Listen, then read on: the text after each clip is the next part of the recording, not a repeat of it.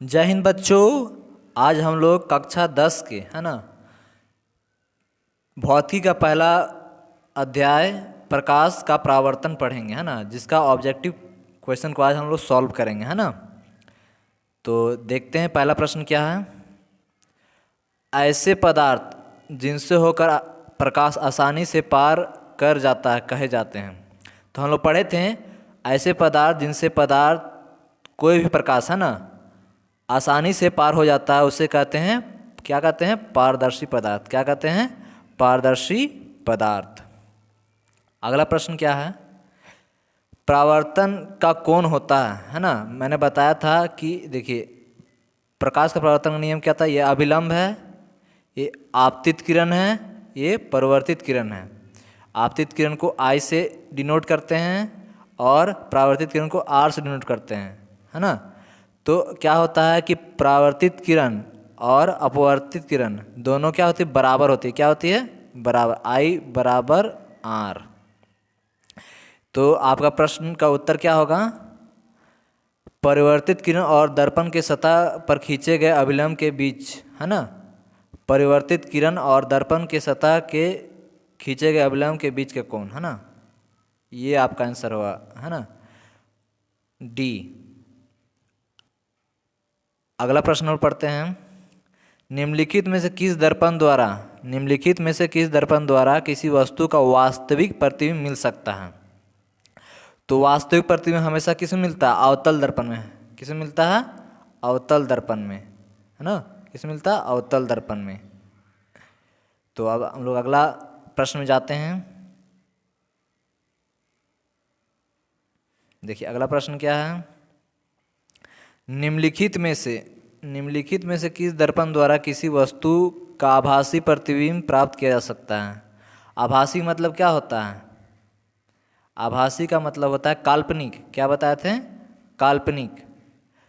तो पहला ऑप्शन है केवल समतल दर्पण द्वारा, दूसरा ऑप्शन है केवल अवतल दर्पण द्वारा, तीसरा ऑप्शन है केवल उत्तल दर्पण द्वारा, या तीनों प्रकार के दर्पण द्वारा। तो देखिए आभासी प्रतिबिंब जो है, काल्पनिक प्रतिबिंब जो है, तीनों प्रकार के दर्पणों द्वारा प्राप्त किया जाता है। आपका आंसर होगा डी। पांचवा प्रश्न पढ़ते हैं हम लोग। वस्तु से छोटा और आभासी प्रतिबिंब निम्नलिखित में से किस दर्पण से प्राप्त होता है। वस्तु से छोटा यानी ऑब्जेक्ट से छोटा और आभासी मतलब काल्पनिक प्रतिबिंब किस दर्पण से प्राप्त होता है। तो आपका देखिए वस्तु से छोटा हमेशा किस दर्पण से प्राप्त होगा? उत्तल दर्पण से। किससे? उत्तल दर्पण से। उत्तल दर्पण कहाँ बना था? साइड मिरर भी कहते हैं इसे है ना। कोई अगर वाहन है तो उसको पीछे देखने के लिए जिस दर्पण का उपयोग करते हैं उसको बोलते हैं साइड मिरर, जो कि एक उत्तल दर्पण होता है। क्या होता है? उत्तल दर्पण। आपका आंसर क्या होगा? उत्तल दर्पण। अब अगला प्रश्न हम लोग देखते हैं। निम्नलिखित में से किस के द्वारा एक बिंदु स्रोत से समांतर किरणपुंज मिल सकता है। तो समांतर किरण में बताया था, देखिए ये अगर सूर्य है और सूर्य से प्रकाश आ रहा है तो ये किस तरह का प्रकाश है? समांतर प्रकाश है। तो वही प्रश्न पूछ रहा है निम्नलिखित में से किसके द्वारा बिंदु स्रोत समांतर किरणपुंज मिल सकता है। तो किस में मिल सकता है? तो केवल अवतल दर्पण द्वारा। केवल अवतल दर्पण द्वारा। आपका आंसर क्या होगा? केवल अवतल दर्पण द्वारा है ना। अगला प्रश्न क्या है। कहाँ पर स्थित होने पर वस्तु का प्रतिबिंब अवतल दर्पण के फोकस बनता है। अवतल दर्पण के फोकस पे बनता है। तो देखिए जब वस्तु है ना वक्रता केंद्र पर रहेगी है ना, वक्रता केंद्र पर रहेगी तब उसका प्रतिबिंब वस्तु के प्रतिबिंब फोकस पे बनेगा है ना। कहाँ रहेगा? वक्रता केंद्र पर। कहाँ पे? वक्रता केंद्र पर रहेगा तब उसका प्रतिबिंब कहाँ बनेगा? फोकस पे बनेगा। ठीक है। तो अगला प्रश्न लोग देखते हैं।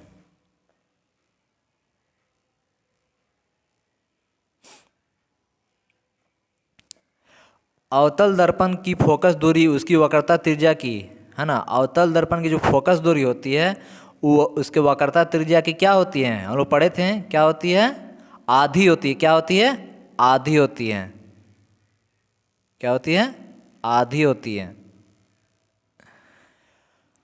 अब अगला प्रश्न देखते हैं हम लोग। एक अवतल दर्पण में वस्तु बिंब की स्थिति फोकस और ध्रुव के बीच है तो प्रतिबिंब होगा।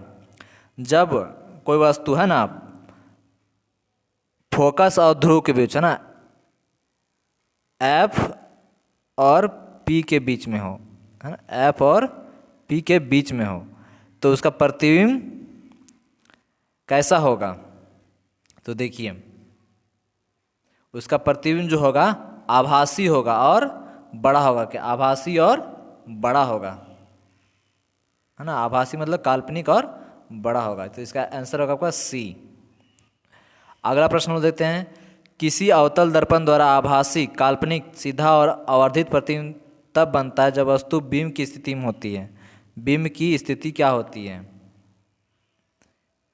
क्या होती है? दर्पण के ध्रुव और उसके फोकस के बीच, है ना, ध्रुव और उसके फोकस, पोल और फोकस के बीच में, है ना, ध्रुव और फोकस के बीच में। अगला प्रश्न जो है, मोटर गाड़ी के चालक के सामने लगा रहता है। मोटर गाड़ी के चालक के सामने क्या रहता है? अभी मैंने प्रश्न बताया था ना पांचवें प्रश्न में कि साइड मिरर के रूप में किसका उपयोग किया जाता है? उत्तल दर्पण का। किसका किया जाता है? उत्तल दर्पण का, है ना। साइड मिरर के रूप में उत्तल दर्पण का प्रयोग किया जाता है, याद रखिएगा। अब हम अगला प्रश्न देखते हैं।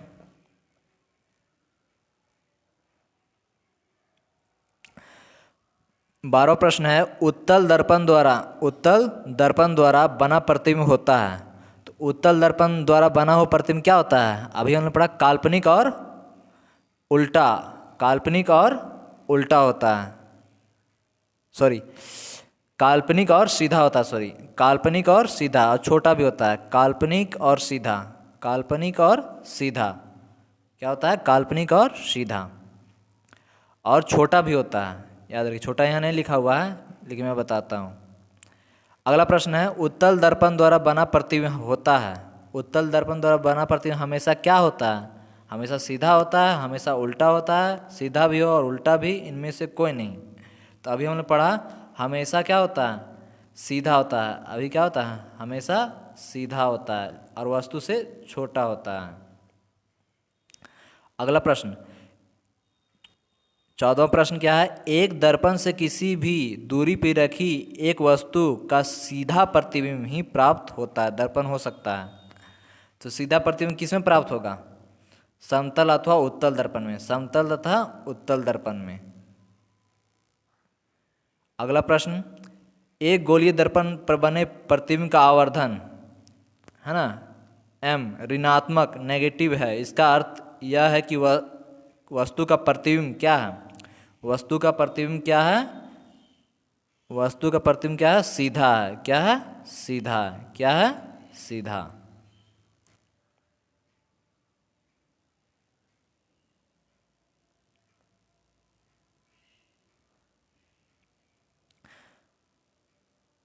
तो सॉरी सॉरी, इसका जो आंसर होगा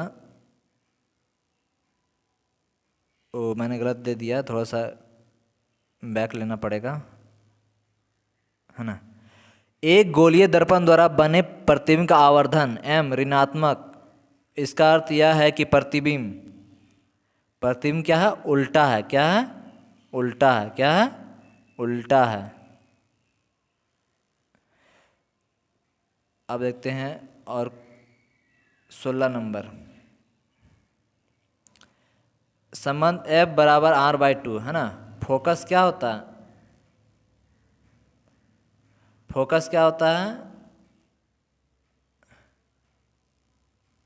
F बराबर R/2, है ना। अगर हमको फोकस निकालना है तो रेडियस को 2 से डिवाइड करना पड़ेगा, और हमें रेडियस निकालना है तो फोकस को 2 से मल्टीप्लाई करना पड़ेगा। ठीक है, तो ये कौन सा इसमें संबंध सही है? कौन सा संबंध सही है? ठीक है, तो उत्तल दर्पण के लिए परंतु अवतल दर्पण के लिए नहीं, अवतल दर्पण के लिए परंतु उत्तल दर्पण के लिए नहीं, उत्तल तथा अवतल दोनों प्रकार के दर्पणों के लिए, ना तो उत्तल दर्पण के लिए और ना ही अवतल दर्पण के लिए। तो इसका जो आंसर होगा, ना तो उत्तल दर्पण के लिए और ना ही अवतल दर्पण के लिए। ठीक है, तो आज का सेशन यहीं समाप्त करते हैं। धन्यवाद।